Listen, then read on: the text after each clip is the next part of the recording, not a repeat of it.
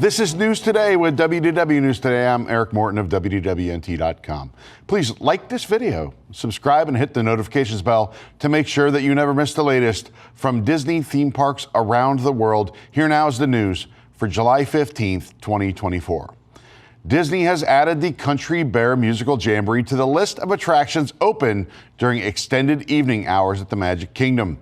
The next extended evening hours scheduled for Magic Kingdom is July 17th. That's the official opening day of Country Bear Musical Jamboree. Extended evening hours will be from 10 p.m. to midnight.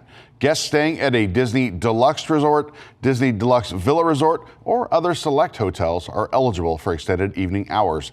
Extended evening hours are available on select dates at Magic Kingdom and EPCOT.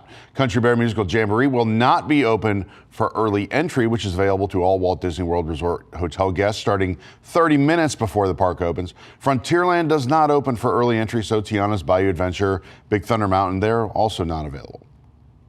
Walt Disney's Carousel of Progress in Tomorrowland at Magic Kingdom has new 1970s style seating. There are 7 rows of seats in each Carousel of Progress theater. All chairs have been replaced in one of the 6 theaters, and we expect the seats in the other theaters to be replaced very soon. Each row now has either green, orange, red, or blue upholstery. The actual seats are covered in a solid pleather material. Seatbacks feature a 1970s style pattern of circles and diamonds. They create a starburst effect. The new chairs are gray plastic.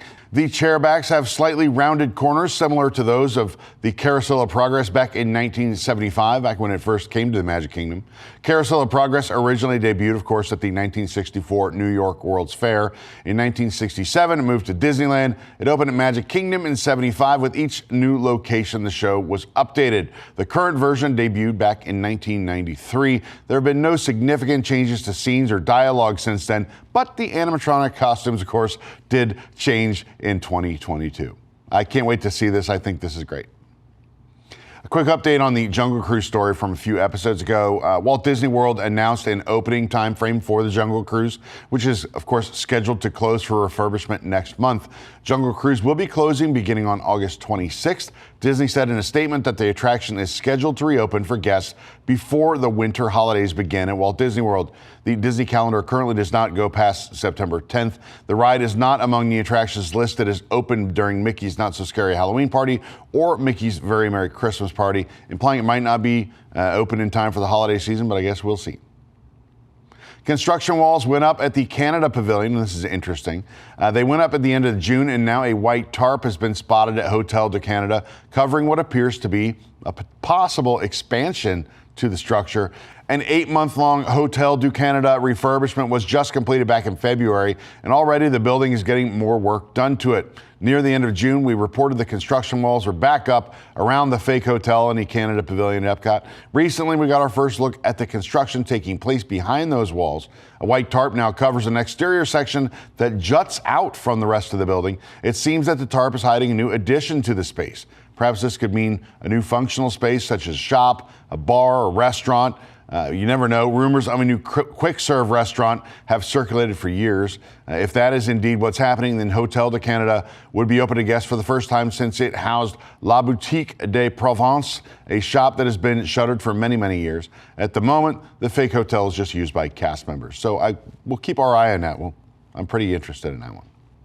This program is brought to you by our official travel agent sponsor, Be Our Guest Vacations. Your dream vacation begins with Be Our Guest Vacations and their concierge team of expert vacation planners. Head to www.nt.travel and their team will design your next magical vacation from Disney World and Disneyland to Disney Cruise Line to Adventures by Disney and much more. They are also able to book those unforgettable VIP tours where you and your group can experience the ultimate park day. The best part is that their concierge services are 100% free, so book today.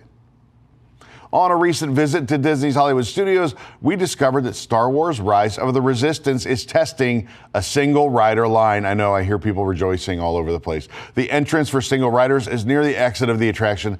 Guests looking for this line will spot a cast member holding a blue and white sign with the Rise of the Resistance logo on it. The sign reads, Rise of the Resistance, single rider end of line. By using the single rider option, we were able to enter the line and arrive just outside our jail cell in just 5 minutes. While it was great to get through the line so fast, One major downside is that we missed a lot of the attraction's storyline. By using that single rider line, we skipped Ray's pre-show. We never boarded the intra-system transport ship, the ITS. Instead, the line took us directly to the Star Destroyer hangar. After the Star Destroyer hangar, we were directed to the left lane. This lane is now being used for single riders only. Previously, groups were told to use both sides of the queue as they approached the loading area for the attraction. Disney has not announced whether they intend to make the single rider line permanent for Star Wars Rise of the Resistance or not. A cast member told us that this was part of an alternate plan for disability access service that's become harder for guests to obtain after changes in May. I guess we'll see, but for right now, get while the getting's good. You might miss some of the story, but it might be worth it. Save some time. Spend more time in the studios. Earlier this month, rumors circulated that the Magic Happens parade at Disneyland Park may stop performances earlier than usual. Over the weekend, we noticed that performance times are no longer listed in late August. While we had originally speculated that the final performance of the parade would take place on August 22nd, looks like the last date actually will be August 24th. On that date, the daily event schedule shows parade performances at 3 p.m. and 5:30 p.m. On August 25th, then, no performance times are listed. Disney has yet to confirm the final date of Magic Happens. Every year, Magic Happens shuts down for a month or multiple month hiatus, really. However, this normally doesn't happen until later in the year. Back in 2023, though, the parade's final performance was on October 15th. Rumors indicate that the parade is ending early due to cost-cutting measures being taken at Disneyland. You've seen that with a lot of the entertainment there recently. So that appears to be the case. Maybe we're wrong, but otherwise, if you want to see Magic Happens, you better go soon. Disneyland Paris set a new Guinness World Records title for the largest aerial display of a fictional character formed by multi-rotors/drones during their Bastille Day celebration yesterday. The record was set by 1,571 drones, creating a giant tricolor Mickey Mouse head over Sleeping Beauty Castle. Bastille Day is the French national day celebrating the anniversary of the storming of the Bastille in 1789 during the French Revolution. Like the French flag, the Mickey Mouse head was striped blue, white, and red. The display was part of a larger 12-minute nighttime show created by Disneyland Paris Entertainment in collaboration with Dronesos. More than 1,630 drones, including pyro drones, were used to create scenes representing classic Disney stories inspired by France, like Beauty and the Beast, The Hunchback of Notre Dame, Sleeping Beauty, The Aristocats, and Ratatouille. They were all featured alongside national symbols like the Eiffel Tower and the rose window of Notre Dame Cathedral. DLP Report shared a video of one moment featuring the 3 fairies from Sleeping Beauty as drones interacting with pyrotechnics. Hong Kong Disneyland shared a video of Frozen star Josh Gad visiting the world of Frozen, which opened at the theme park late last year. Gad, who voices Olaf in the Frozen films, said of the land, "It's so immersive, it's so incredibly beautiful. Arendelle may be one of the prettiest places I've ever been." Gad met Mossy the baby troll and Elsa. He rode Wandering Oaken's Sliding Sleighs and Frozen Ever After. He also searched for Samantha and found a mysteriously abandoned name tag. Gad is known as a big Disney fan and was named a Disney legend alongside his fellow Frozen cast members back in 2022. Disney CEO Bob Iger has taken to Instagram to share a statement in the wake of a shooting at former President Donald Trump's rally on July 13th. The incident took place in Pennsylvania while the former president was on a stage at a rally for his 2024 presidential campaign. Iger's statement read, "We are all thankful that President Trump was not severely injured, and I wish him a speedy recovery. I offer my most heartfelt condolences to the family of Corey Comparatore, and I am praying for the other victims of this unconscionable shooting. As a nation, we must all unite in condemnation of political violence." Several reports are circulating the internet stating that Disney has fallen victim to a hacking incident resulting in the compromise of 1.1 terabytes of data. A hacktivist group called NoBulge states that they have accessed Disney's internal Slack platform and have obtained 1.1 terabytes of data from the platform. While the contents of the data breach are unknown, the internal Slack platform is likely to hold a substantial amount of data, including unreleased projects, perhaps, login credentials, concept art, and personal information. As of now, there's no official confirmation regarding the legitimacy of the breach claim, but a screenshot has been released displaying various files. The NoBulge website has been inaccessible since the breach was announced, preventing any further downloads of the alleged data. Disney has not yet responded to inquiries regarding the reported breach. Well, an unsatisfied fan with a sense of humor has named the half-mile-long pier that connects Disney Cruise Line ships to Disney Lookout Key at Lighthouse Point Chapek Pier on Google Maps. Disney Lookout Key at Lighthouse Point opened back in June and joined Disney's Castaway Cay as one of 2 Bahamian islands reserved for Disney Cruise Line guests. While the island is home to restaurants, cabanas, souvenir shops, and plenty of water and land activities, it also features a daunting half-mile pier. A lot of people are talking about this. You've no doubt seen it. The pier has no shade, no tram, and every guest who wants to enjoy Disney Lookout Key at Lighthouse Point must make the half-mile trek on foot from their ship to the island. That's not totally true.